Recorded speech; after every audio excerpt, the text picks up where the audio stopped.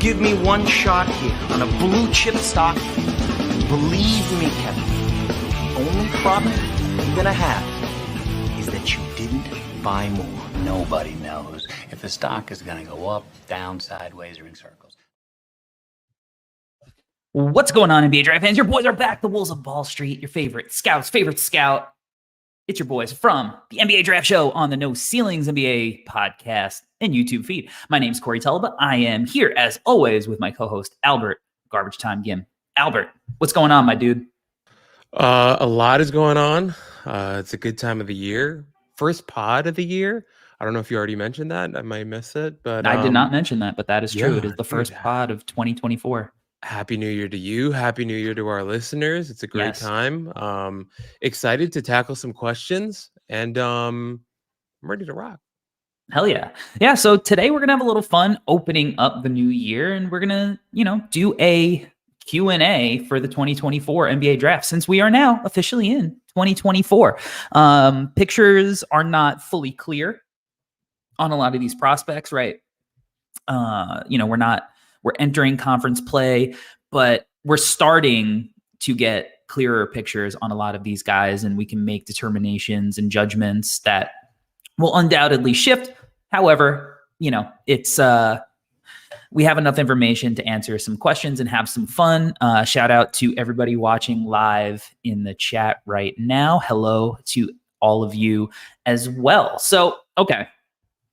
Like we said, we are doing a Q&A. I went on Twitter earlier today and asked for questions from our friends on Twitter. So we're going to go to Twitter, and we'll also be answering questions from the chat. So if you would like to ask some questions that we can answer live, ask them in the chat, and we got you. First question, though, is going to be from our friend Nathaniel Miller at Journalist Nate. How are you separating the bounty of point guards and small guards, and why? Is it through head-to-head matchups, in addition to facilitation, perimeter shooting, defense, and self-creation? So, Albert, this is a draft with a lot of small guards.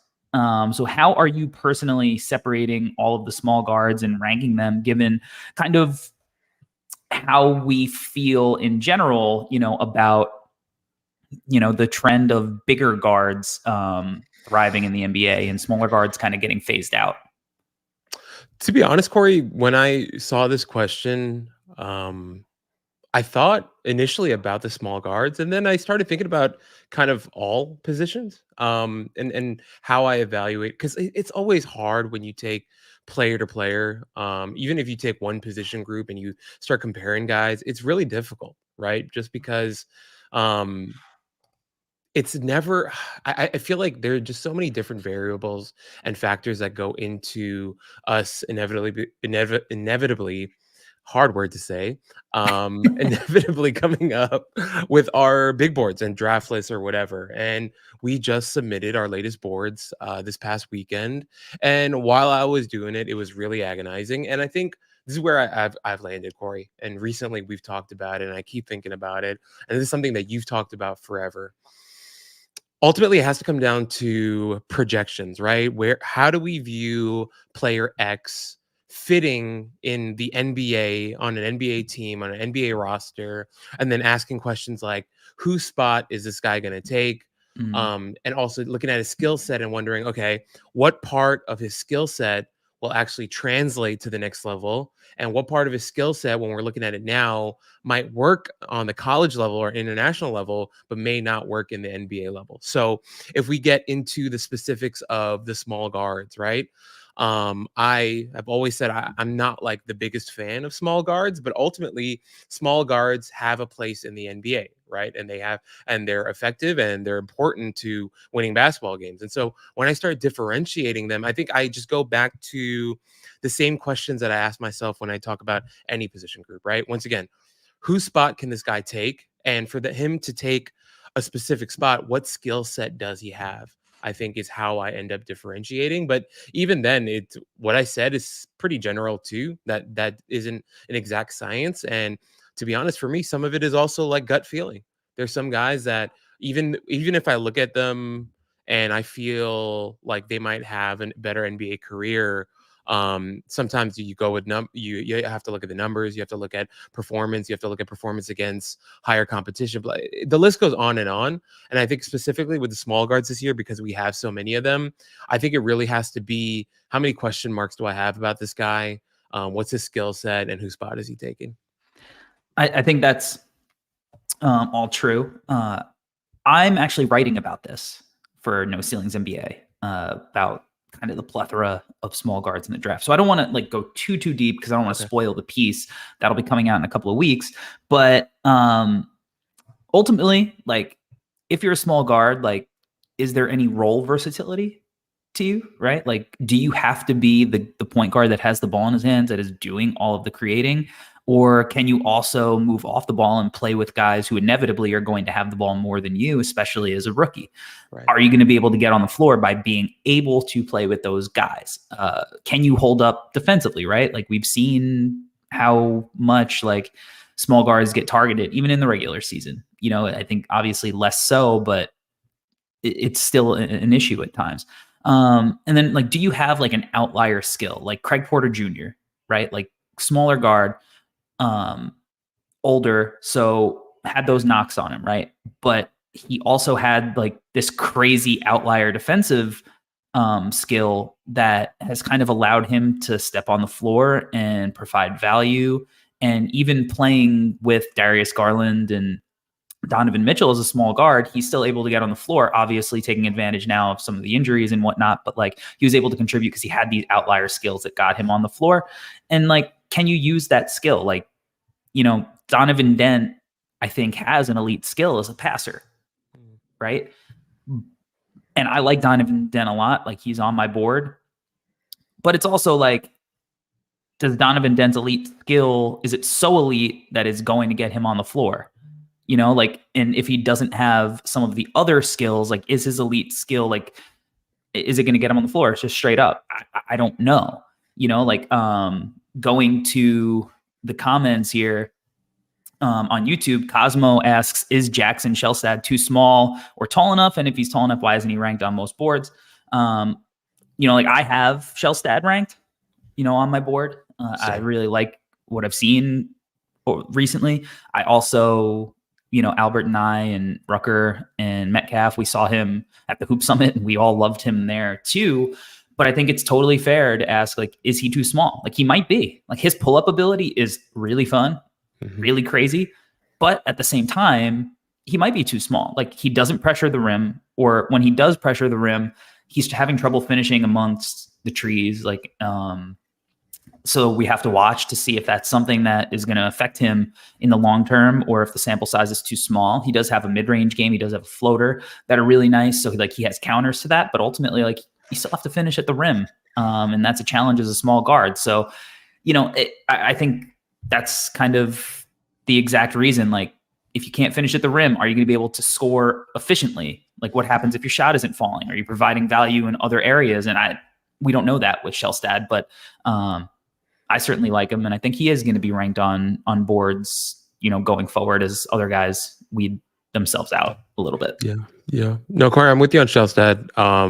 But even like, I say that I'm with you, and I still have him ranked 53rd on my board, right? Which is, you know, that's a late first round pick. So I get it. I think, and this is hard. And Corey, I can't wait to read your piece, because if we start going down the list of names that we have in this class in terms of small guards, it really is an extremely robust list. And I think the point that you made is important, right? What else do you offer besides, you know, just having the ball in your hands, right? Can you offer versatility? And then also defensively is a big question too, right? Some guys are too small, and some guys will get targeted, and we see that, right? And I don't say this as like some sort of death sentence against smaller guards, but like, okay, to give you an example, the Knicks played the Cavs in the first round last year in the playoffs, and guys like Darius Garland had a really hard time, right, against a really physical, tough branded team like the New York Knicks. It was difficult for him, but at the same time, you can also argue that,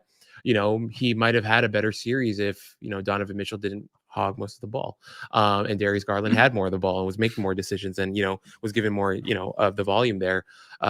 Things could have turned out differently for sure. But I think overall, Corey, the point that we're trying to make is, number one, it is a difficult proposition to try to break down these smaller guards, especially considering just, how robust this class is with them. But then also considering like how many spots are there in the NBA for these smaller guards. And if that number truly is, limited as we think it is, then you're really going to have to differentiate yourself. And to the point that you made about Donovan Dent, Corey, I think that, like, as you were talking about it, all I could think about was Sharif Cooper. Sharif Cooper was a guy that we loved coming out of his class, a guy who had an elite skill as a playmaker, and it just hasn't worked out for him yet. And whether it's Donovan Dent or Rob Dillingham or Tyler Kolek, like there's so many smaller guards in this class, and I think what they'll be able to offer outside of their elite skill set, I think, is the real question. Their secondary, tertiary, those skills, like those are the ones that they're all going to need to develop to really find a spot because of what we're talking about. For sure. All right, next question we're going to take from Twitter, and it is from our friend Logan Adams. How many freshmen do you have a first round grade on, and which first year college prospect has your opinion changed on the most? So I went and counted how many freshmen I personally have a first round grade on, and I counted eight freshmen. Compare that to last year's draft. There were 15 freshmen that ended up getting drafted in the first round. I will say I also have 7 freshmen aged, like international / alternate league prospect, alternate pathway prospects. Right. So I do have 15 total when you combine the freshmen with, the other pathways. And then to the second your question, Logan, on which first year college prospect has my opinion changed on the most. For me, it's Rob Dillingham. We did an episode on him last week on Dillingham and Reed and how much, we kind of love them. And I did not expect to say that about Rob. Like, I saw him live and in person last year. He was a chucker. Like, I thought he was so small, and like his frame was like, he was really weak when thinking about like the strength needed to compete at the NBA level. Like I just didn't love his frame, and I just didn't think we were going to see the type of player, especially after the Global Jam with Kentucky, where he kind of looked similar to the guy who had been in the OTE and at Donda and all that. I just didn't think he was going to be able to play with the kind of nuance needed to kind of really thrive at the next levels. And I think after the Global Jam, like, who knows what made the shift happen, but a shift happened. And I really think that, Rob has done an excellent job of becoming that nuanced player and honing in on, taking wild shots. He still does it from time to time. You want him to do it. He's a heat check guy. You don't want him to completely handcuff him and take him out of his own game. The fact that like he plays with that fearlessness and it brings a different variable to your offense. So like, that's why you recruit him. Right. But I just didn't see him being this effective, especially as a decision maker. That's the 30+% assist percentage, the turnover percentage is pretty low.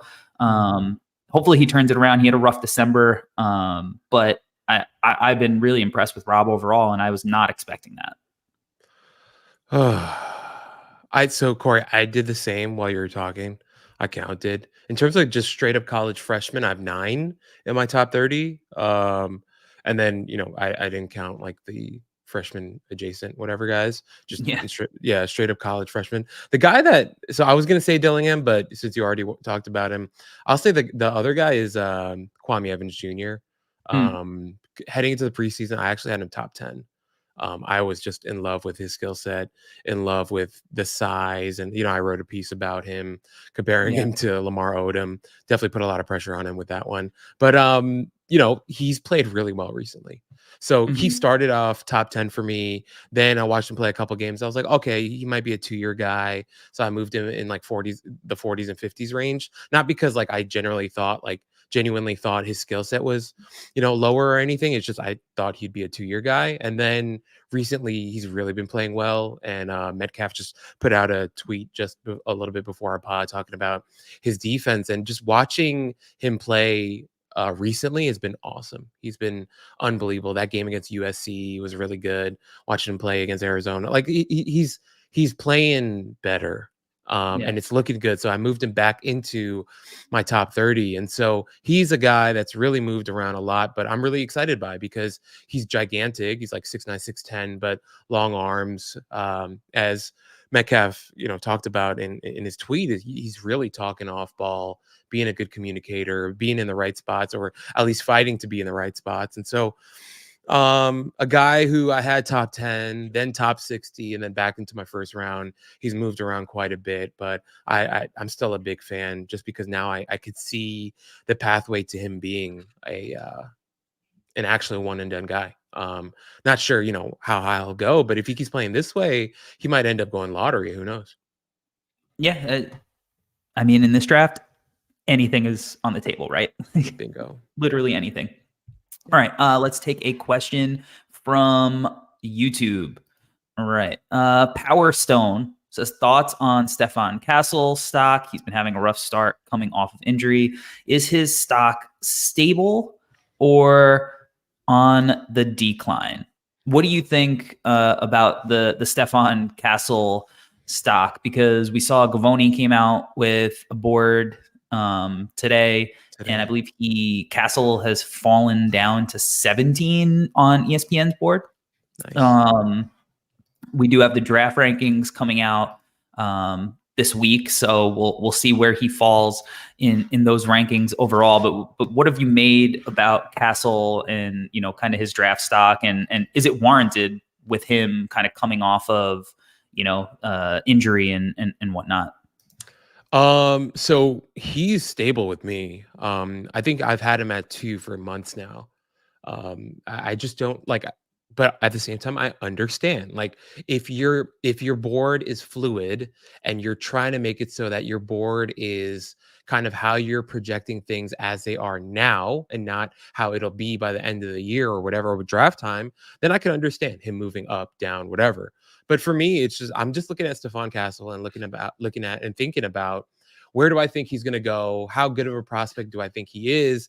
And that's why he hasn't left the top 2 for me, because I understand he's had a hard time coming back from injury. The shooting hasn't been lights out, or maybe even that's putting it nicely, but I'm not worried, dude. I think he's going to be fine. I think he's one of these guys where, coming off the injury and everything, he's going to need time. Remember, he's also a freshman in college. And so there needed to be some sort of acclimation. There needed to be him not just getting acclimated with the game, but also coming back from injury. And I think by the time everything is said and done, I think he should be in the top 2 or 3 for everybody by the end of the season, is how I feel.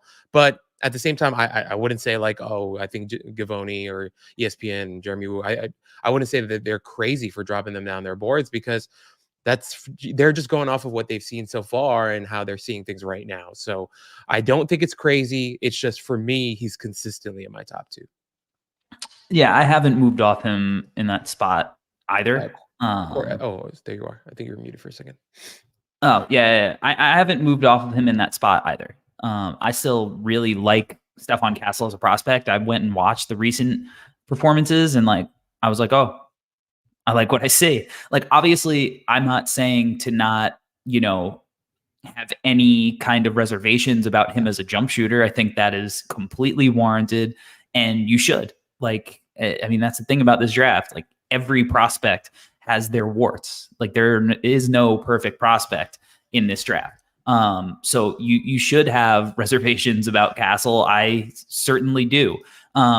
However, I think right now, patience is kind of what I would preach with him coming back from an injury, getting acclimated. Like, he kind of has a similar game to Tristan Newton. So him finding a role and the usage, but outside of his inefficiency, outside of the 52% true shooting, 46% effective field goal, his advanced numbers are still really solid. Like, 23% assist percentage to a 15% turnover percentage, 3% steal and block rate, 14% defensive rebounding percentage, getting to the free throw rate, 50%, BPM 5.3. Like, he's not even playing to the level that we think he is, but he's still producing, and he has that frame, and he has the pace, and he has like the footwork and all of those skills. It's just about like letting that shot come together. So I would not personally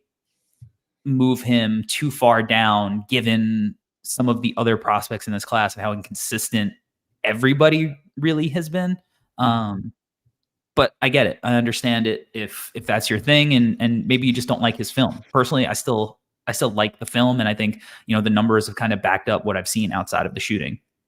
Yeah, no, Corey, we essentially said the same thing. I think it takes time, you know, and he's a guy that we want to be patient with. And honestly, Corey, what you said at the end is important to note. Like, we, as a collective at No Ceilings, we had Justin Edwards at 1 during preseason, and he's fallen off a ton. Guys like Ron Holland were really high on people's boards, and he's fallen off a ton. And, you know, it's the nature of this year. It's the nature of this specific draft cycle. Guys are going to move up and down a ton.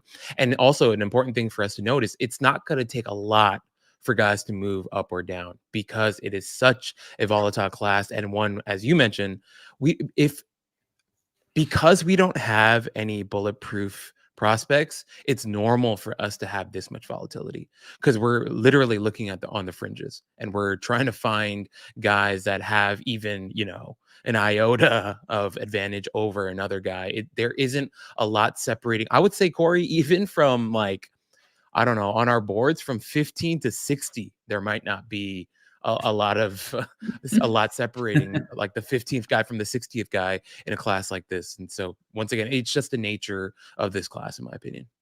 Yeah, I 100% agree with you there. So, all right, let's now head back to Twitter, and we are going to go to RC, and he asks, I think there's one prospect that is 24 draft eligible but not mentioned in any board, Ulrich Chomchi. If he declares, he may be the youngest, December 30th, 2005 birthday. Do you think he climbs up to maybe a lottery prospect straight from BAL? Thoughts on him?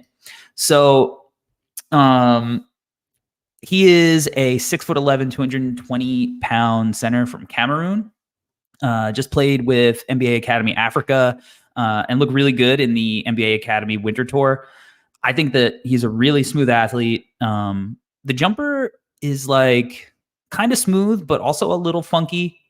But it almost looks like he takes his guide hand off the ball a little early and is shooting like one-handed almost. But like high arcing release, shoots a softball, like definitely something that you would look at and be like, I buy this in the long term, especially coming from like a 6'11" kid like him.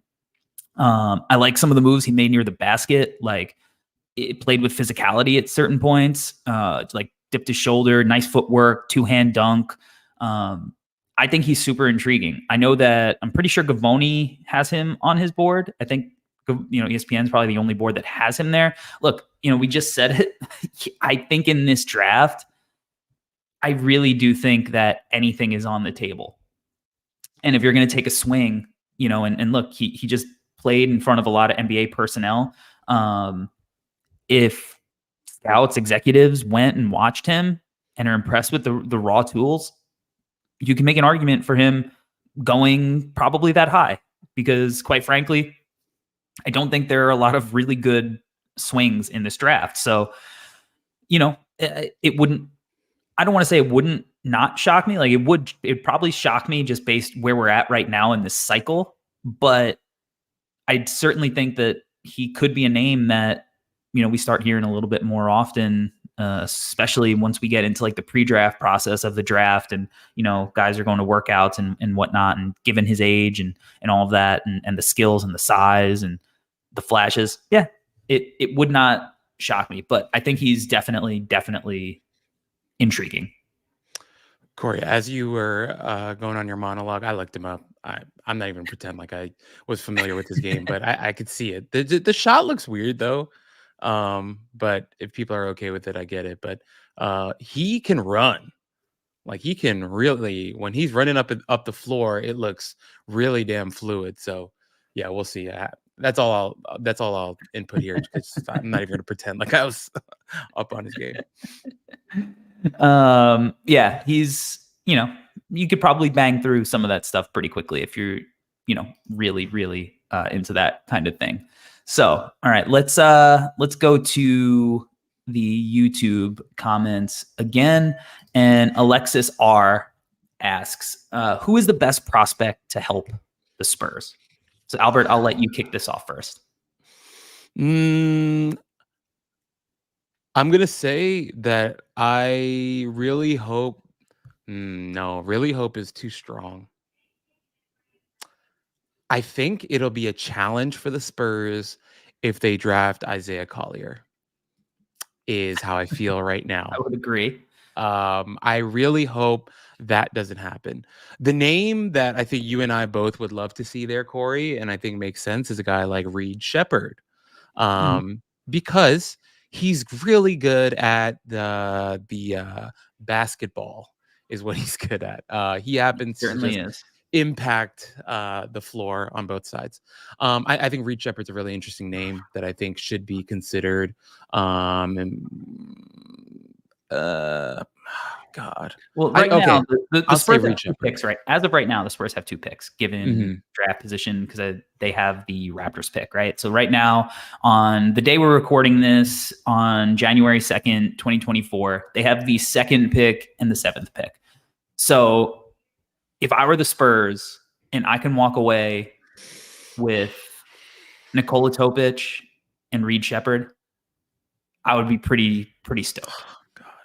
So, Corey, I do want to say, I think Topic was another name that I was going to mention because when we did, I don't remember if it was the Topic pod or the Collier pod, you had mentioned that if you look kind of closely, their games aren't too dissimilar from each other. The one thing, though, with Topic, though, is that I think you and I were both bigger believers in the shot with him. I think, and I think that's what really separates him from Collier, and the reason why I've moved Topic up my board. I think you have Topic at 1 now, right, Corey? Am I wrong? Yeah, I do. I have him at 1. Yeah, I have him at 3 now, so we're kind of right there. And I think if the Spurs were to get Topic, who literally just walks to the bucket whenever he wants. Well, we did the pod on him, right? Incredible playmaker, really tough. We believe in the outside shooting. If we take Topic, who is listed at 6'5", right? I believe 6'5". I think I've heard 6'6". I've heard 6'7". Even better. So if Topic, he's one of those long neck guys, though. Exactly. Oh yeah. So is my wife. If Topic is 6'5", 6'7", and you get Reed with his intellect and his game, who I don't really even care if he's 6'1", 6'3", doesn't matter. You add those 2 heady guards to play with Victor Wembanyama and the wings that they have, and I think they maybe clean up a little bit some of the wing situation they've got. That becomes a really interesting, intriguing squad next season. Yeah, I would agree with that. I think the Spurs are going to have options, and I think that they should do whatever they can to maximize Victor Wembanyama.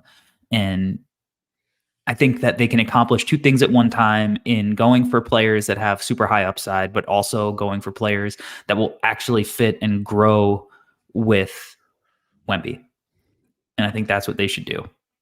It would be hilarious, but also maybe, I don't know. Hilarious might not even. If they take Saloon, though, in the top 10, interesting stuff.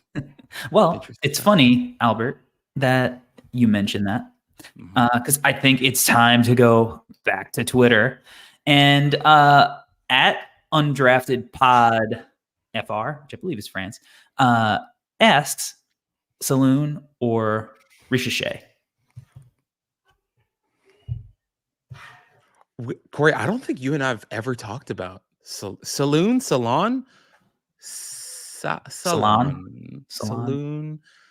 We don't know. Anyway, we've never talked about him, actually, I think, between us. No, I don't think so. So this is where I'm at with Saloon. When I watch him, he looks gigantic. Like when you watch him on tape, he looks freaking huge. with his gigantic size, I really like the outside shot. I'm actually a big fan of the outside shot. I think he plays really, really hard.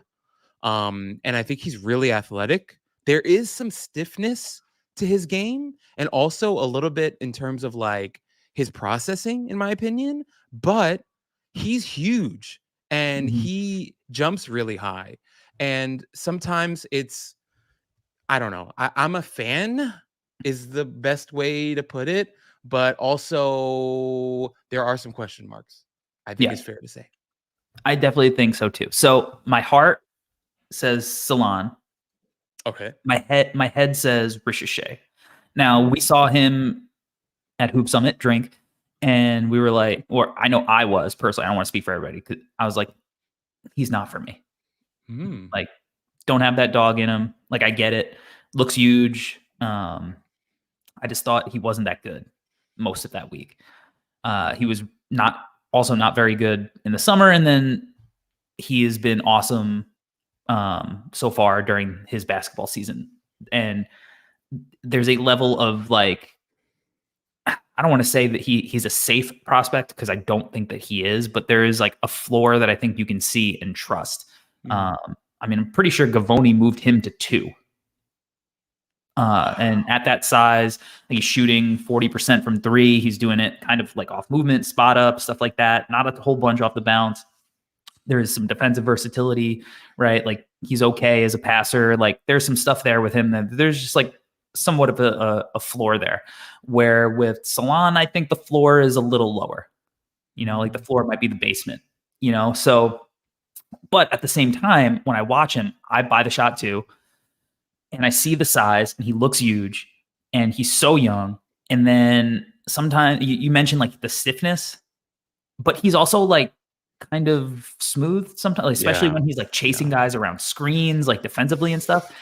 And I don't think he's this level of shooter, but Mm. who knows? Maybe he can get there or some like a level close to it. But like sometimes I'm like, Michael Porter Jr. is not a very good processor either. And he's a little stiff and he's also huge. And like, if you just have a guy who can knock down shots like that, who's that big and can rebound and, Mm. could be versatile defensively, like there is an argument that he should definitely go in the top 10. So I think at being that young, you can excuse some of the feel stuff because he's still Yeah. learning the game. I think some guys just have it, right? Like Topic's feel is natural. He's born with it. Like he has it and he's super young too. But like, I think that they're both interesting prospects and I can see the argument for either one. So Corey, I think I'm like a little bit of the opposite of you with Research because I actually I had weird opinions when we were at Hoop Summit drink. Like for me with Research, like I actually liked him in workouts. Like when they were like, when they had shoot arounds and they had, like the closed door practices or whatever, I was like, oh, I like this. Like, he had some moments where he had a couple outside shots, made a couple nice cuts, was moving the ball. I was like, I could see it. And then, didn't do much in the exhibition. And then, as you mentioned, had a rough summer. And then I was starting like, oh, okay, like maybe he's not a guy right now. And then he started playing well and he's shooting the ball well from outside. So I'm with you. Like I can understand.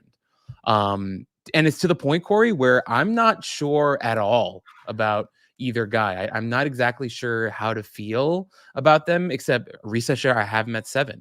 So that's pretty Hmm. high, to have a guy Yeah. at 7. And then Salon, I have him at 23rd. And then, but at the same time, I'm not sure. And I could see Salon moving up significantly and Risa kind of moving to, I don't know. But overall, to answer the question right now, I would say Risa, but there's a very real world by the time the draft comes along that might flip for me. Yeah. And it's going to be fun to watch. I think they're two intriguing prospects who both of their stock is pretty steadily on the rise. And I think that's going to be reflected when we see the January draft rankings come out. All right, let's go back to the YouTube comments. And we have Alex asking, if Bub Carrington were to improve his ability to drive, how high do you think he goes? Corey, where do you Have we have talked Bub?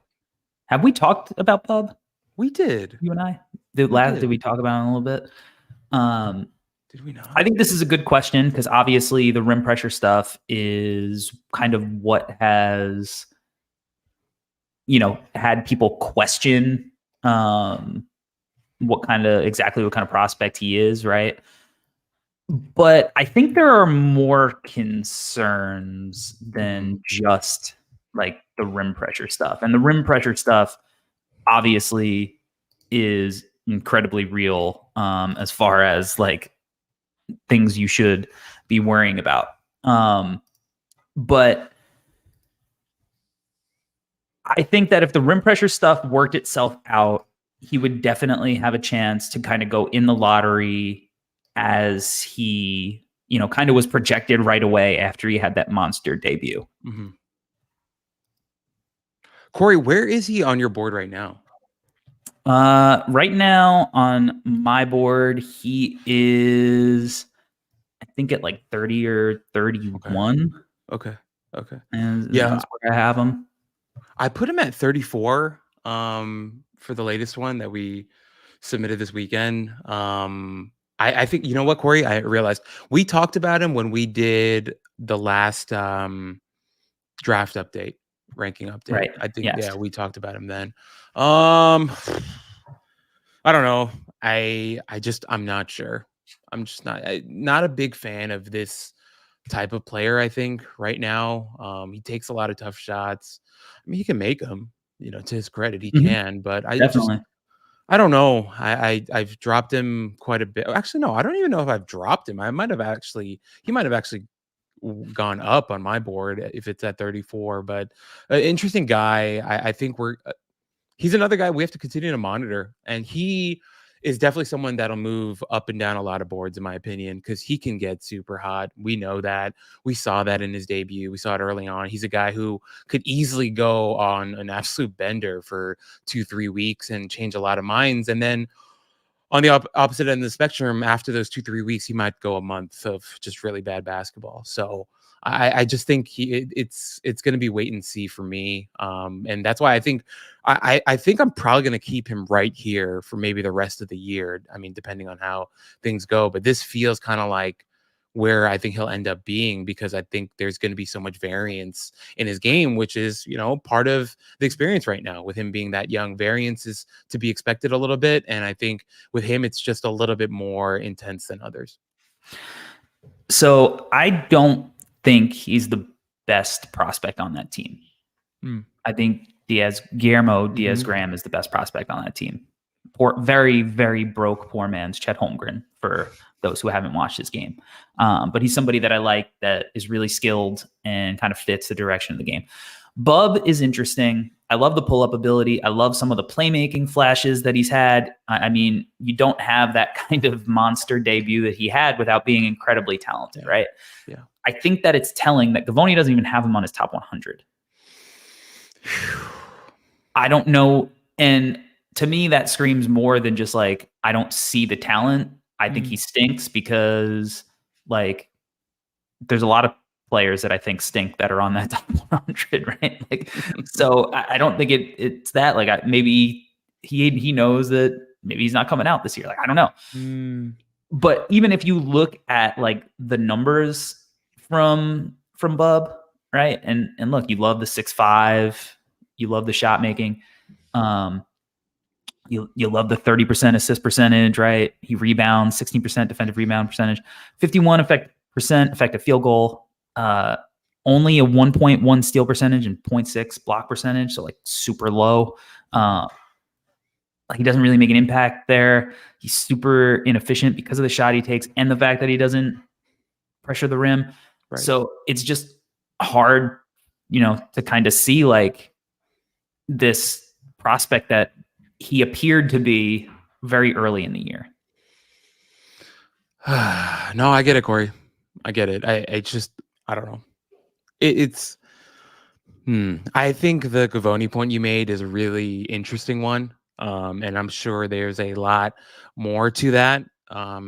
As you mentioned, beyond just what we've seen on the court, who knows? There could be a lot of different factors. But overall, for me, once again, I just want to reiterate, I think he's going to sit right about here on my board for the rest of the year, just because I know he's listed at 6'5", Corey. I don't know. Sometimes he looks 6'5", sometimes he looks shorter to me, and it might just be because he's kind of frail, doesn't have the best frame, so he might look a little smaller on certain days, but just overall, like, he's pretty inefficient, and that's not the best. And you've mentioned the passing flashes for sure. That needs to be acknowledged, but also doesn't mean that he's, lights out as a playmaker yet.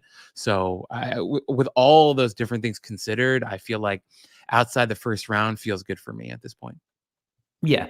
If you want to take a shot at him there, exactly. Okay. But if that's where he's at, I don't know. Maybe he should go back to school, get an NIL bag, and work on developing his game.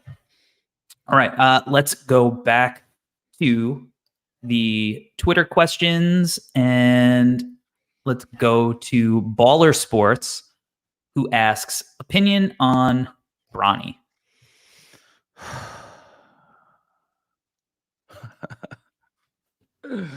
Oh, my opinion on Bronny. Well, first off, this USC team has been kind of rough to watch recently. Let's start there. Been watching USC recently, and that is not fun. It has not been a fun watch at all. My opinion on Bronny is I currently have him at, let's see, I have him at 37 on my board. And a part of me wonders if 37 is too high. Just because we'll see. I mean, he finally, I don't even want to say he had a decent game. Like, he had a game recently. Who's it against? Arizona State. Right? Was it Arizona State, Corey? Am I believe so. Yeah. Put up like 15 points, whatever. It's just so early, dude. And he's coming off of such a scary situation. To be that young and to have a heart attack is scary, dude. Like, you can sugarcoat it, you can look at it a million different ways, but to be that young and to be as fit as he is and to have a heart attack at that age is scary. And I think NBA teams will look at that and have that in mind 100%. That is a part of the game that is terrifying. His situation, I think, that's terrifying and hard to ignore. But in terms of his game itself, I think we've always been high on him as an elite athlete, really strong defender, developing outside shooter, can move the ball, pass the ball. You've compared him to Jalen Suggs in the past, which I think is a really interesting comp for him. But we can't take the evaluation of his game and not consider everything that's happened, And so I think at this point in the draft class, with it being so early on and him only having played just a handful of games, we have to play the wait and see here. We have to be patient and continue to see how this develops and how his health continues to check out. And I'm not like trying to say that like we think he's going to have another heart attack on the floor or anything like that, but it was a very serious situation and we can't ignore that. And to see how he recovers from that and how he continues to develop beyond that, I think is a really important part of his eval. But if we were to take all that out and just look at his skill set and size and all that stuff, you could see a guy who can become like a really strong defensive guard who can offer some outside shooting and a ton of athleticism. Yeah, let's say we take that out, the health stuff. He impressed me all week at Hoop Summit last year. Yeah. He looks as strong in person as he does on TV, right? He looks like somebody just took LeBron and just squished them a little bit like a cartoon and made him shorter. Like, that's what he looks like physically. I thought his athleticism really, really popped in person, and we saw that immediately with that chase down block, right? Yeah. When he has a runway or a little bit of space to like really get some momentum, he can explode. Like, he is a super, super athletic guy. I don't think that athleticism translates as much in tight spaces yet. And I think that's something he has to learn and get better with. I really believe in the shot.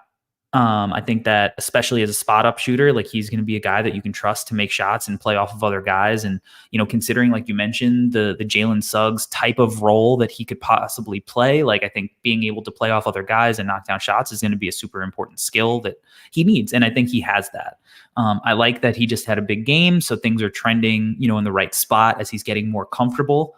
Right. I love his feel. I don't think he is some kind of primary initiator or anything like that, but he's definitely a guy that can make the right pass. He'll make the one more. He'll keep the ball swinging. He has good court vision. He gets rid of it quickly. He plays 0.5. Like, he definitely fits what teams want.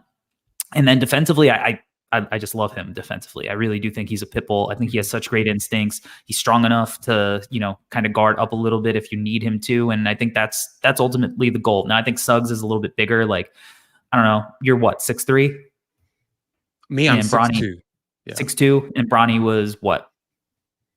Shorter, a little shorter than you? It's about 1.5 inches shorter than me, to be honest. Yeah, right. So he's probably 6'1", right? 6 like, foot, yeah. Yeah. So, Suggs is taller and whatnot. And I think that matters. But ultimately, if he could just be a really, really grimy point of attack defender who can, make the right decision on when he gets the ball swung to him, whether that's shooting or attacking in a line drive, keeping the game simple.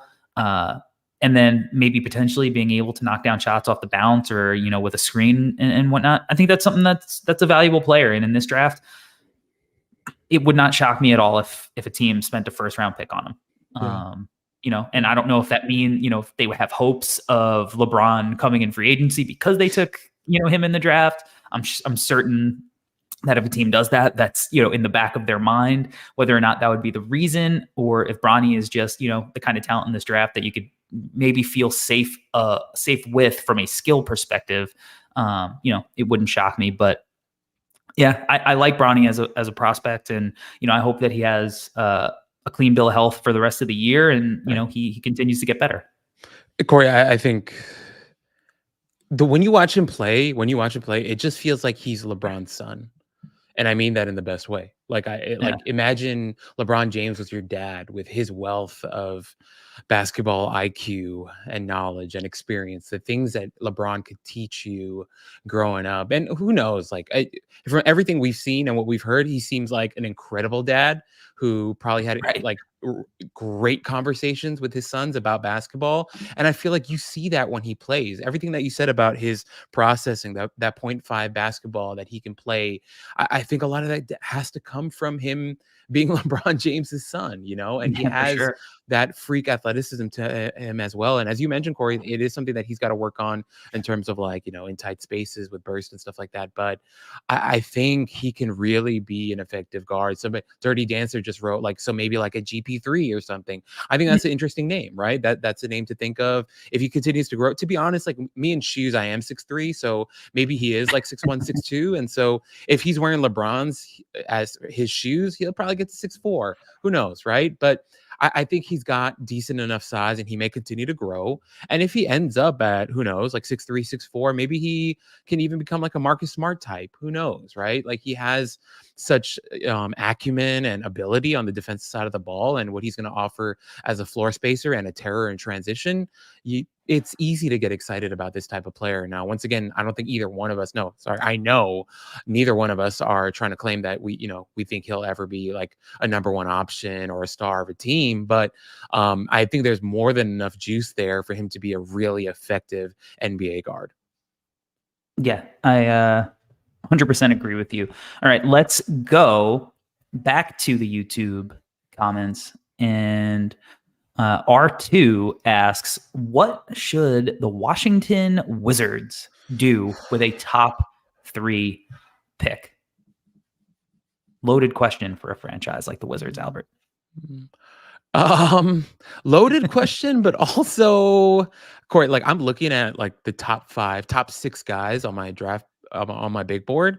Yeah. I think they couldn't go wrong taking any of these guys. So just to rattle off my top 6, I have Sarr at 1, Stefon Castle 2, Topic 3, Jacoby Walter 4, Cody Williams 5, Reed Shepherd 6. In my opinion, if the Wizards got a top 3 pick and took any of those guys, I'd be totally fine with it. Is how I feel as of now, just because why not? Even there's nobody on that roster that would block any of these guys from seeing the floor, in my opinion. Even with Koulibaly, I take Koulibaly and I could see him playing next to all of these guys. So there's nothing stopping you from taking any of those top 6 names and them being plugged in and playing on that team and being effective, in my opinion, is how I feel. I think the biggest like need is for the Washington Wizards in that roster? Like, I think, how is many there an keepers answer? do you think? How many keepers do you think that they have? Where you're like, this guy, I actually think, like, is going to be a part of what this team is doing, for an extended run here. Okay, let's see. Corey. I'll rattle off these names. Okay, so on their Okay. active roster right now, they got Bilal Coulibaly, keep. Johnny Davis, holy shit, question mark. Jared Butler, okay. Tyus Jones, Patrick Baldwin Jr., Denny Avdia, Ryan Rollins, Jordan Poole, Jules Bernard, Anthony Gill, Landry Shamet, Daniel Gafford, Corey Kispert, Kyle Kuzma, Mike Muscala, DeLon Wright, Danilo Gallinari, Eugene Omoruyi. I would say, Corey, like, I would hang on to 4 to 5 guys on that roster. I think that number's probably right. Bilal, obviously, I think that's the guy Of right course. now. If you had to pick, that's who they are building around, right? Yep. I still really, really like Corey Kispert. I think he is Yes. a very, very good pro. And I Right. think, as Bilal is growing, I think he's the type of guy that you want on your roster, spacing the floor for any prospect. Mhm. So I'd probably add him to that list. But again, given if somebody wanted to make some kind of crazy Godfather offer, I wouldn't hesitate like I would with Bilal. I really like Ryan Rollins. I'm not putting him on my keeper list, right? Right. Johnny Davis, question mark, not ready to give up on him. Same. But also given what we've seen and the making a murderer style documentary that needs to be done on his jump shot, who knows? With him, probably a no, but not ready to give up on him. Hopefully he gets his groove back. I like Denny. Probably the same kind of situation and bucket that I would put Kispert in, even though I would value Kispert more. Mm-hmm. So I agree. I think that's 4. Now, I look at Bilal, Denny, Kispert, all kind of in the wing category. Gafford? So I would say that their biggest needs are probably like a lead guard or some kind of big man / defensive anchor. Yeah. Now they have the 3rd pick, right? The question is, what should the Wizards do with the top 3 pick? For me, Topic is the number 1 guy on my board. I would love to see him on that team, running the show, leading the break, getting out in transition, getting open looks for Kispert, and Coulibaly. just diming up guys and getting Coulibaly, open cuts and open spot ups and whatnot. Great positional size. I still believe in Castle for a lot of the same reasons. But again, I totally understand if at this point of the draft cycle, the very, very beginning of 2024, people are cooling on that idea in the top 6 or in the top 3. I can make an argument, and I personally would have no hesitation at this point taking Rish Shepard there. I would have no hesitation taking Shepard at pick 3 for Washington. And I know that sounds outlandish, right? Because you're like, you're going to take Reed Shepard 3rd overall? What about Ron Holland? Wow. What about Modest Buzelis? I get it. I just think Reed's going to be better than both of those guys. Agreed. And I think that Reed is the kind of guy that is going to make the kind of winning decisions that impact basketball in a positive way. And when you have a guy like Bilal, you're going to have great defense on the wing.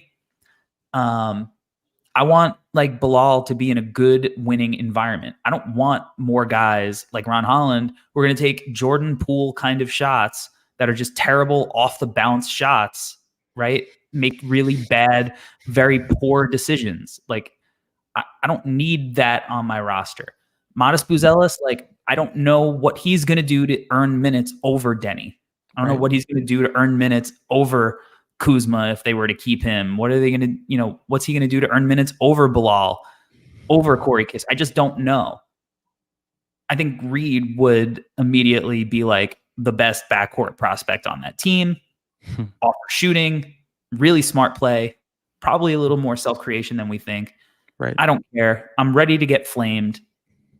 I would take Reed Shepherd that high. No, agreed, Corey. There's no problem. Like, as I mentioned, any of those 6 guys for me, Reed Shepherd is one of those 6 guys. So yeah, I'm with you. And he'd be awesome. But also, Corey, what you said about Topic, really important to emphasize. Also, I would say Alexander Sarr. Like, if you're the Wizards and you're in a position to take Sarr, absolutely you should take Sarr. Sarr is going to be really freaking good. And I'm at a point where I kind of refuse to take him out of number 1, is kind of where I'm at right now, just because the size, skill, dog, everything combined. I'm just kind of like, I have a lot of trouble seeing him not panning out in the NBA. And I don't mean that I think he's going to be a superstar. I just think he can be a really effective starting center, and offer you even more than what we've seen so far. I see the NBL as, him. When I look at guys in the NBL, I just can't help but think of LaMelo. And so that's how I want to continue to see Alexander Sarr. And what I mean by that is I think whatever difficulties he might experience in the NBL, this is not his final form. I think he's only going to get better from here. And to be as big as he is, to have that type of skill set, I'd be really, really hard pressed not taking him in the top 3. So if the Wizards end up with him, even with Daniel Gafford on their roster, who cares? You need multiple centers anyway. Look at the Knicks. We lost Mitchell Robinson. Hartenstein comes in. It's unbelievable as a starter. So it's good to have multiple centers. Yeah, depth is always pretty good.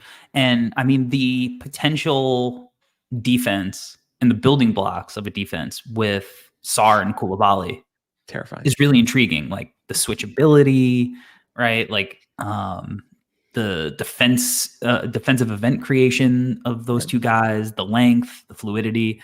I think that would be a really intriguing kind of, forward big combo to kind of start a rebuild with. And I think Sarr is the kind of talent who has shown like really intriguing flashes and fluidity and whatnot in a professional league that you can make a case is probably one of the reasons that Washington took Coulibaly last year.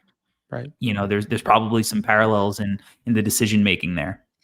So I think Sarr is probably he's probably the only big in the discussion. And like you said, like they have Daniel Gafford, but can't hurt to have big man depth, and it also can't hurt to have a trade asset like Daniel Gafford, who you can potentially move for other pieces. I mean, if there's one thing, I think the Wizards do have pieces. I think Kyle Kuzma will fetch something. Jordan Poole, big contract. I don't know. Some team could probably get desperate and talk themselves into like the championship version of Poole. But not a great contract to have ultimately at this point, right? And probably not the guy you want being the number 1 option on your rebuild. Definitely flashes of like swaggy P type stuff from him is not my favorite thing in the world. But yeah, so ultimately, I think ideally, if the Wizards can walk away with like a Topic or a Sarr, I think that would be kind of like killing 2 birds with 1 stone and getting like good basketball players, but also with the highest ceiling. Yeah. Regardless, Corey, I think it's, it's pretty telling that we went up and down the roster and we found about 5 or 6 guys that we'd be pretty comfortable keeping. And so if that's the state of your franchise, then you should be pretty open to any of the top guys in the top 3. Yeah, 100%. I agree completely. Let's now go back to the Twitter questions. And we are going to go to Algren on Twitter /X. And we are going to answer the question, how many NBL prospects will be drafted? And then who do you think have his best shot? Who do I think has the best shot of succeeding? Or who do you think has the best shot? I don't know. But let's answer the question, how many NBL prospects will be drafted? I I did a little, pre-show research, and these were the names that I came away with that I think are going to be in the discussion. I think Sarr. Mm-hmm. I think AJ Johnson, Mm-hmm. Bobby Klintman, Mm-hmm. Alex Toohey, Mm-hmm. Trenton Flowers, Huck Party, Yes. and Rubes the Vicious from the Breakers, who has been playing well recently. I think those would be the 7 guys that are in consideration. So out of those 7 guys, with an over-under set at, let's say, 6.5, do you have the over or the under there? I have the under. Where I'm at, Corey, I think 5 of them get drafted, is how I feel. Okay. I really like a player like Flowers. Maybe really like it's a stretch. I think he's the type of guy that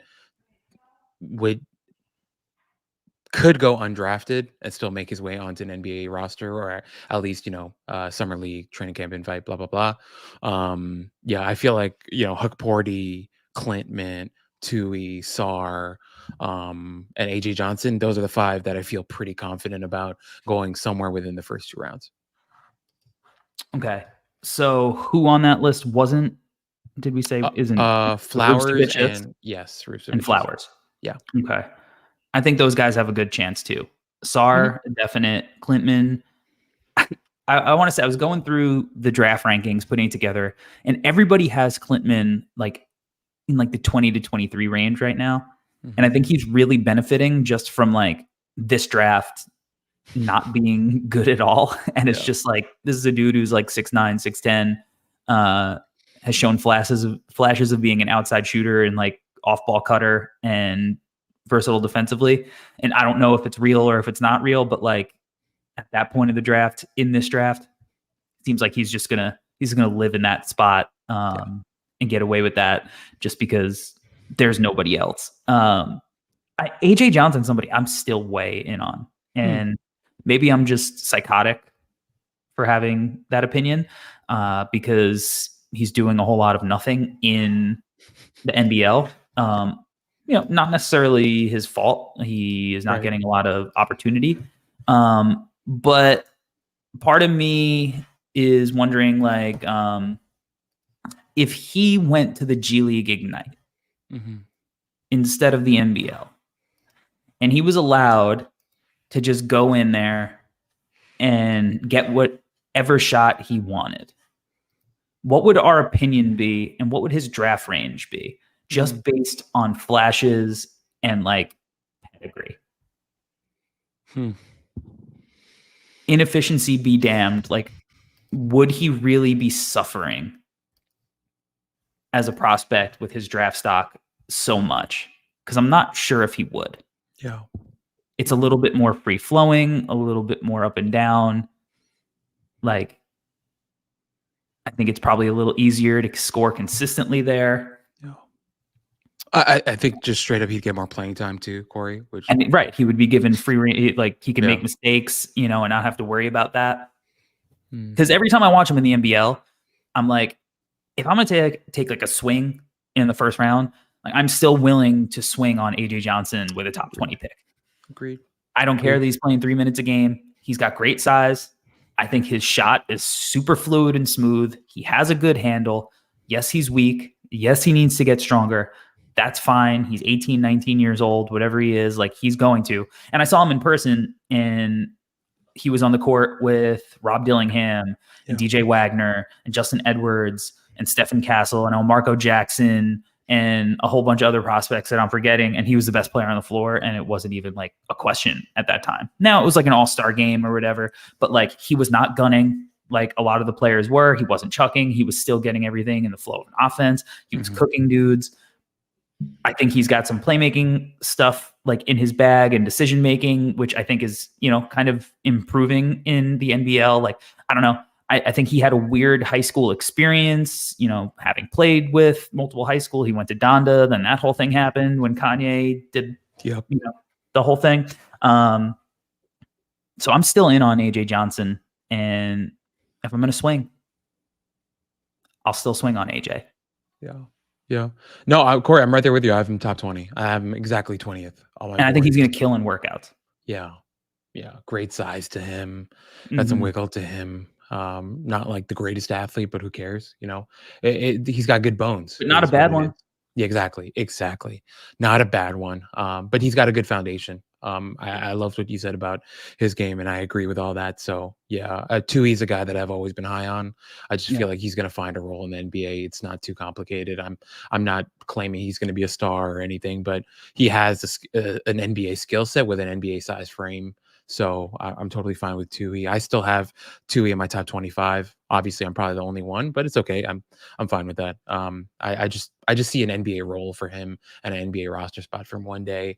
Clintman, same thing. I actually have Tui 24, Clintman 25. So they're back to back right there. I think they're pretty neck and Mhm. neck, although Tui is younger. And then Hook Porty has been interesting to watch as well, and a guy that I think deserves to get drafted. So my once again, my answer is under. I think 5 feels about right, but I could see Flowers also getting drafted as well. Yeah. 100%. Mhm. All right, let's see.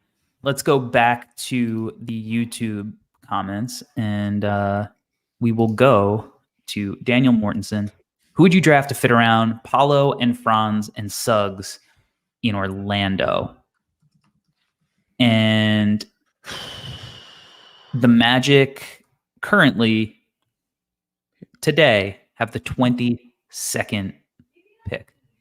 Okay, I'll rattle off the roster for us, Corey. The Magic have Anthony Black, Jonathan Isaac, Caleb Houston, Paolo Banchero, Jalen Suggs, Chuma Okeke, Joe Ingles, Kevon Harris, Trevlin Queen, Jed Howard, the God. Just kidding.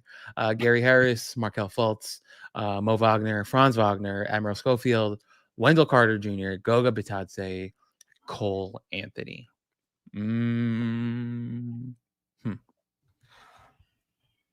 This is not as easy of a question as people may think it is.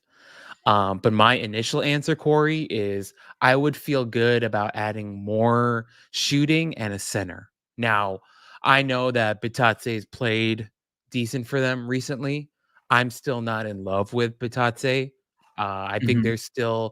I still think his game is really rough around the edges, and he still makes really weird decisions as a basketball player. But I also want to acknowledge that he has played pretty well for them in recent weeks, especially He with has. Wendell Carter being out for them.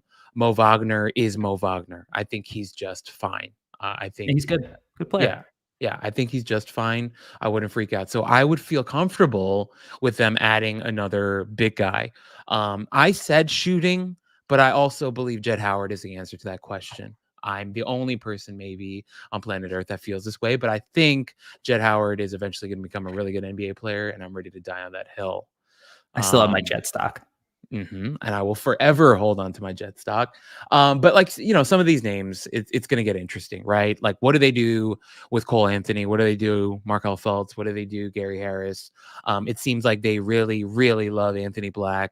They really love Jalen Suggs. I don't know. This is a weird roster. Jonathan Isaac's been hurt again recently, so that's another thing to put up on the board there. For me personally, Corey, I would go big man, but you said they're at what 29 right now on the big 22. 22. Okay, so if they're at 22 and they take a Kalel Ware, who cares? No problem with that. They take a Yves Missy there, sure. If Kyle Filipowski's there, okay, maybe. Like why not? Aaron Bradshaw, if he keeps playing well, sure. So that's how I feel, Corey. If they're at 22 and they end up with one of these, raw-ish big men, I'd be okay with that. Is how I feel right now. So I think if they take a big man, they have to take one that could space the floor a little bit. Mm-hmm. Because Is that weird for you? I just think I think they need shooting, Mm-hmm. like no matter where it's coming from. Yeah. Like they need guys who are not only shooting it, but like shooting it at volume. Jet potentially, accomplishes that as he develops. I believe in Franz as a guy who can shoot the ball sometimes, but he has yet to, become a consistent distant shooter. Same with Paulo.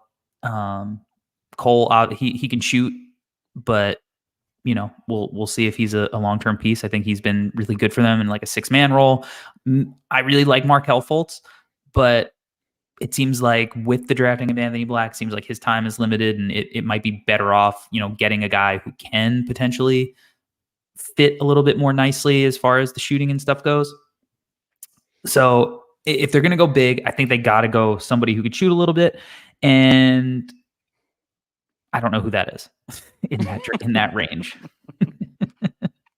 I guess you could say Ware can theoretically shoot, but I want a guy who can do more than theoretically shoot it. If Filipowski drops a little bit. Yeah, but I don't think he's going to in this draft. Okay. I don't think he's going to. I agree with that. And he's another guy that's theoretically shooting it. That is true. I never think it's going in when he shoots. Which is weird because I'm always thinking it's going in when he shoots. Because I think his shot is beautiful and it just doesn't go in as much as I think it should. Again, I like Guillermo Diaz-Graham from Pittsburgh. I could see that being an interesting swing as far as bigs go. PJ Hall would be nice. PJ Hall, I would really, really like, because I think PJ Hall can really, really shoot it. And I think that people don't realize how good PJ Hall has been this year on both sides of the ball and just about every aspect. He's been, arguably the best player in college basketball this year, arguably. Not saying that definitively, but I think that's what they would need if they were going in the big man direction. I still think they need shooting from the wing. Now they went and they tried accomplishing that with Jet. Again, I think they'll do that, but they also need more shooters. Like, they can't rely solely on Jet as like an outside shooting threat from the wings. So some guys in that range that I think, could be interesting right now. And I'm not fully on board yet. Jackson Robinson from BYU. I like Jackson Robinson. I think he is kind of smooth in the pick and roll, really good shooter, versatile shooter. I think he has, it's either 10 or like slightly less than 10 half-court rim attempts this season. So he just puts zero pressure on the rim, and I don't fully love that. Now we're talking about shooting, but I also want guys who can finish at the rim. If I with a pick in that top 20, a name that I feel like I'm probably on an island with at this point, but I think potentially is going to heat up at a certain point, is Nick Clifford from Colorado State. Now he's shooting the ball really, really well so far this year. We'll see if it sustains, because in his previous 3 years in Colorado, he hasn't been like, a beacon of consistency as a shooter.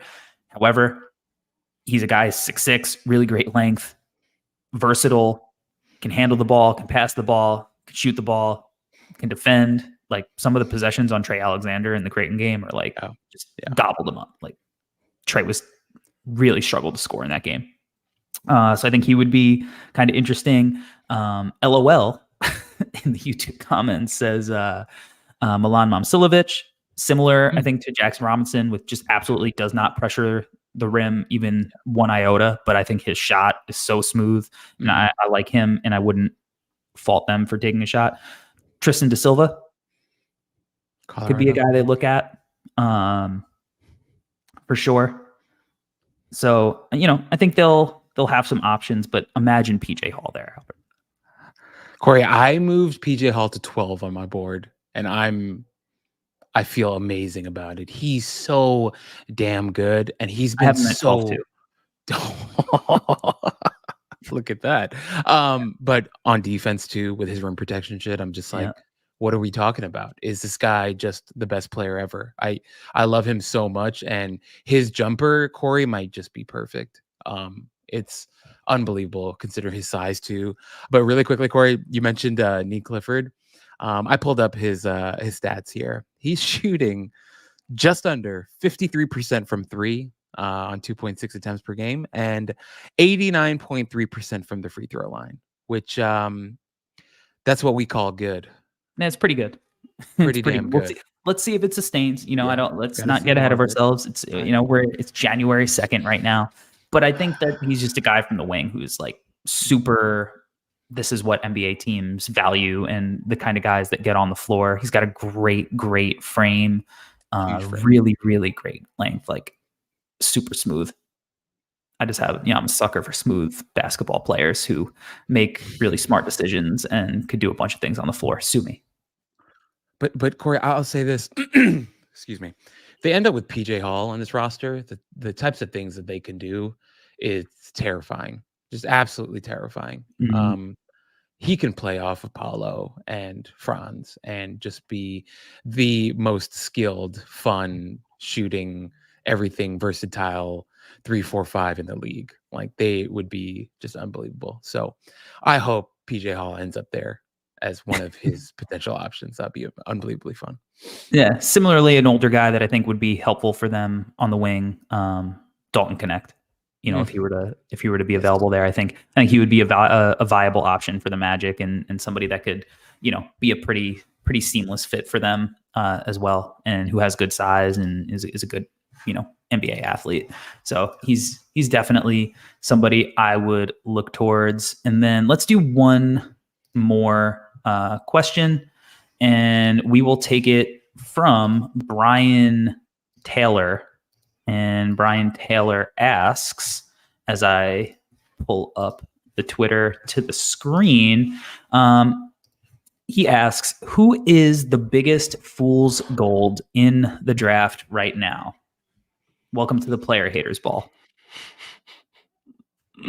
I know, Corey, I think I know your answer. I don't want to be like I'm hating.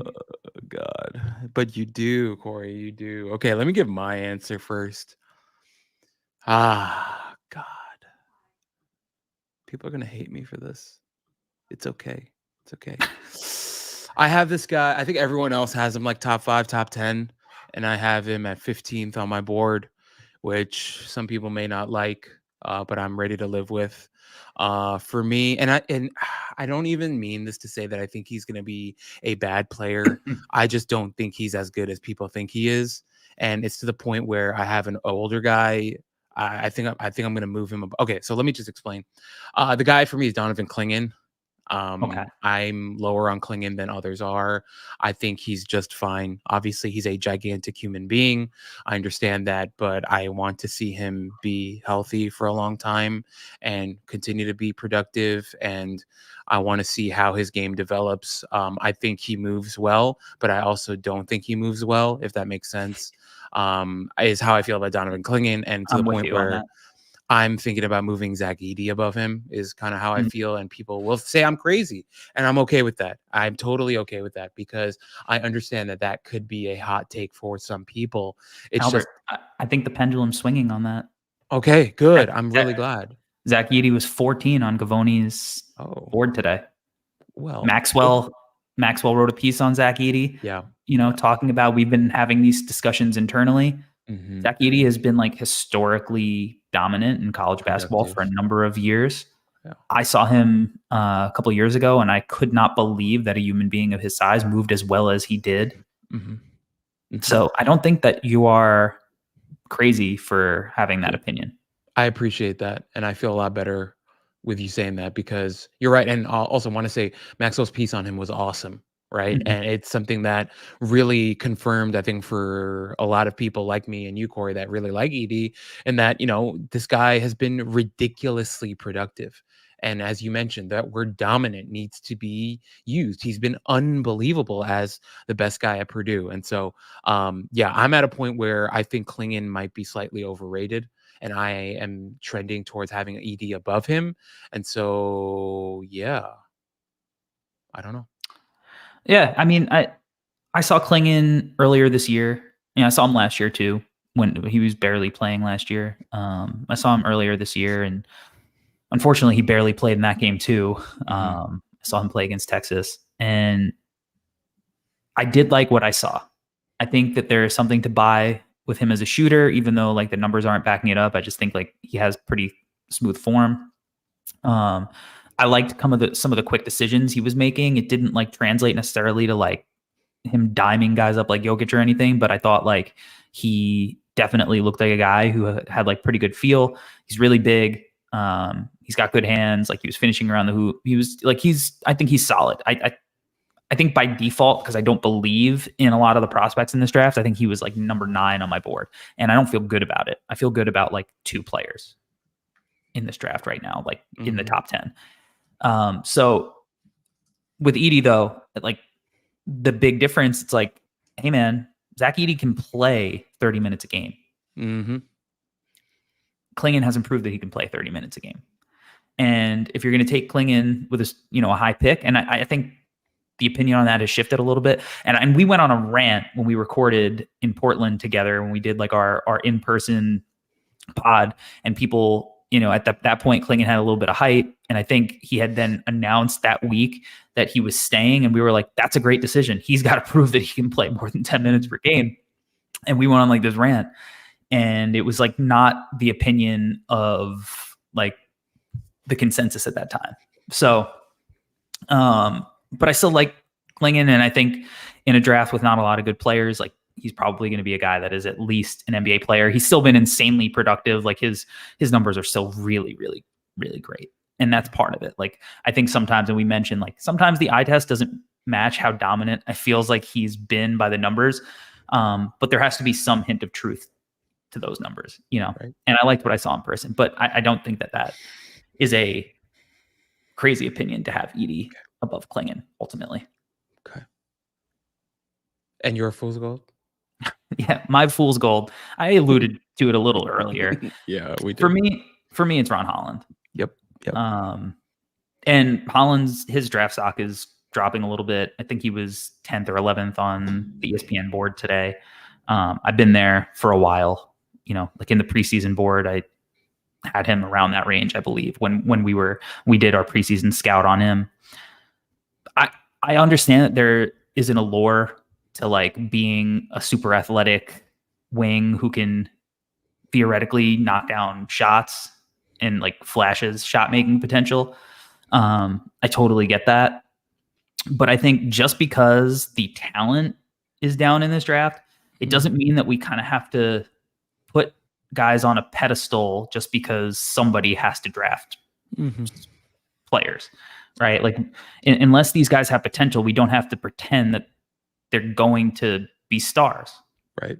You know what I mean? It's really hard to be a star level wing given the plethora of them and the ones that are, continually being drafted every year that haven't turned into stars yet. But like, I don't think he can shoot it. I didn't see anything in the week of practices at Hoop Summit that led me to believe that I was like wrong about that. He hasn't shot it in the G League. He has bad shot selection. He can't really dribble. Definitely not in like tight spaces. He doesn't like recognize where the help is and where it's coming from. So he'll just like dribble into groups of people and like barrel through into charges. He can't make high level reads consistently. Like he might flash one every now and then to like the weak side corner, but like he's not like somebody who you would classify as being like super high feel. I think his defense is a little overrated. He definitely generates like a ton of steals and blocks, and I think that is important for sure. And I think I do think he's a good rebounder. Like he attacks the defensive glass. Like he plays with energy and effort in those spots. But right now, I wouldn't like necessarily classify him as like somebody who's like definitely a lock to be a defensive stopper or anything. Like maybe you would with Koulibaly or Asar Thompson. He's probably smaller than his listed height. Like I don't think he's 6'8". We saw him in person for a week. Maybe he's grown since then. He's very young. But how many wings would have gone in front of him in last year's draft? And what does that say about kind of where his value lies? So like going through the list, Brandon Miller would go ahead of him. Both Thompsons would go ahead of him. That's 3. Yes. Koulibaly would go ahead of him. Yes. That's 4. If you consider Anthony Black a wing, he'd have gone ahead of him. That's 5. Jet Howard went 11, so I'm assuming he would have gone ahead of him. That's 6. Grady Dick probably would have gone ahead of him. Whether or not that's the right move, who knows? That's 7. You can make an argument that Jaquez would have gone ahead of him, Mm-hmm. right? Which looks like a smart move. That's 8. Cam Whitmore. That's where I guess you could make a toss up, but Whitmore probably would have gone ahead of him, right? I'd rather have Whitmore. Yeah. As a prospect, for sure. That's 9. And that's not even getting into some of the other guys. Now you're getting into the pedigree of like Dariq Whitehead, that if you want to take the shot on that, right? Sensabah, Leonard Miller. There are a lot of young wings that are also worthy of a swing at that point. So you're looking at like maybe he was the 10th best wing in like last year's draft. Yeah. It's like we don't have to necessarily pretend like he's a top 5 pick. Like I think that'll be bad for him if he ends up going in the top 5, because I don't think that's where he's at. And it doesn't mean he's going to be a bad player. I just think that he's not going to deliver the value that I think fans are going to want from a selection at that point. And I could be totally wrong, and maybe I am, but like I haven't really loved what I've seen, and I don't want to kill a kid who's 18, 19 years old, because I like that he plays with intensity and fire, and there are certainly flashes and all of that for sure. I just feel like the direction of the league is moving towards guys who play with high feel and can shoot the ball and have a ton of skill. And I think he needs a lot of refinement. And again, like we mentioned earlier, like is a team like Detroit, would they be better with the high potential of Ron Holland next year? Would that make them a better team that's going to win games? Or would you rather have a Reed Shepherd? I would rather have Reed. Yeah. And I don't want to keep going back to Reed, but in case you missed it, I posted freshman BPM historically dating back to 2008. And currently Reed is 3rd on that list behind Zion, and I believe Anthony Davis was the other one, maybe. So Reed's really, really, really, really good. But like, there are a bunch of guys that I think would help a young, bad rebuilding team a lot more than Ron Holland would. And I'm struggling to find like the rebuilding situation where I think Holland would be like a good fit. Like, I just don't know where. I don't know where that would be. Like, I'm not really seeing it in the top 10. I'm just not. Yeah. No, Corey, I think everything that you said may sound harsh, but I think is painfully accurate. And I moved Holland down to 11 on my board. I know you have him lower. I could see him continuing to fall. And he was a guy that I loved. Like, I really, really liked watching him at Hoop Summit, a guy that I was really excited about. I thought that he was going to continue to improve as a shooter. I just loved the energy that he played with, and you highlighted all that. And yet still there are real questions with his game. And when I looked at him and I thought about, regardless of this class, or actually, sorry, no, it can't be regardless of this class. It's like taking him in the top 5, even though this is a weak draft class, feels wrong. Like, actually feels wrong for both ends. I think feels wrong for him and feels wrong for whatever team might take him in the top 5. I just don't feel like that is the best situation for him to grow as an NBA player. I think if you put the pressure of him being a top 5 guy on him, I just don't think that works. And I think puts him in a really dangerous position, in my opinion. So I'm with you, dude. I think that's a great answer. And I think we have 2 guys that have a lot of work to do, is I think where we're at. Yeah, for sure. And again, maybe the G League situation just wasn't the situation he needed to, where he has free. Maybe he's a guy who that much freedom to explore the studio space is not what he needed. And maybe he needed a more structured situation like he would get in college to kind of have to reel it in. And you would see that then like accentuate his strengths much more than, we're seeing now, where he can kind of go and do whatever he wants and make those mistakes. Right. But ultimately, that's not an answer we know right now. And it's something that we'll have to find out as, time goes on. So, all right, that will wrap it up for the January Q&A on the NBA Draft Show. Got a lot of good stuff coming this week at No Ceilings. If you're watching this live, we have a big board coming out tomorrow morning. If you're listening to this on the podcast feed, the big board dropped yesterday. If you're listening to this on the podcast feed, the draft rankings will be out today.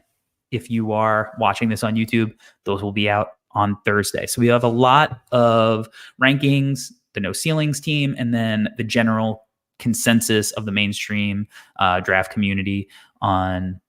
And I think it's going to give us a good insight on where prospects are out entering, into the actual new year. So with that said, everybody, thank you for participating in the chat and asking all your questions. Thank you to everybody following along on Twitter, giving us all those questions. This was a lot of fun. I'm sorry if we didn't get to your question. We got a lot of questions, but we'll be doing these throughout the cycle. So continue to send them to us. And if you have any questions, you can definitely DM me on Twitter, and I will, definitely get to you and answer your questions there. So with that said, Albert, where can the lovely people find you on the World Wide Web? You can find me at Alberto Gim on Twitter. On Instagram, you can find me at GTGNBA. Before we go, I have to give another special shout out to A Bit NYC, www.abitnyc.com. Kevin Park is dressing me now for these pods, which is pretty dope. Also sounds like I'm a child saying that he's dressing me, but you understand what I'm saying here. Styling me. That sounds better. But this hoodie here is from A Bit NYC. So it's this cool little enamel pin thing here with the logo there. If you want to check out any of that stuff, check out the website, www.abitnyc.com. Appreciate it.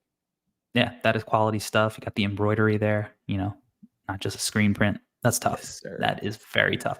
All right. You can find me at Corey Tulliva. You can find all of our written work at NoCeilingsNBA.com. It is completely free, so make sure to check that out. You can also subscribe to No Ceilings Plus if you feel like supporting us monetarily, and you get bonus content and behind the scenes Discord, private Discord that we have. So we got a lot of good stuff happening there. And we got the Tylers back in tandem returning this week. Congratulations to the conductor of Chaos, Tyler Rucker, on having his first child. Super excited about that and bringing another, team dad to No Ceilings. So with that said, we will be back next week. As always, thanks everybody for rocking with us. Stay safe out there. Welcome to 2024. It's going to be lit. We out. Peace. Peace.